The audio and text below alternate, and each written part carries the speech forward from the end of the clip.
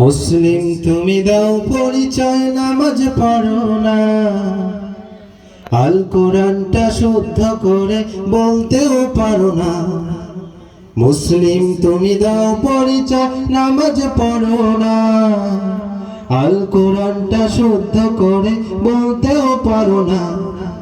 লজ্জা করে না তোমার কি লজ্জা করে না? লজ্জা করে না তোমার কি লজ্জা করে না? লজ্জা করে না তোমার কি লজ্জা করে না? লজ্জা করে না তোমার কি লজ্জা করে না? মুসলিম তুমি দাও পরিচয়, নামাজ পড়ো না, আল কোরআনটা শুদ্ধ করে বলতেও পারো না।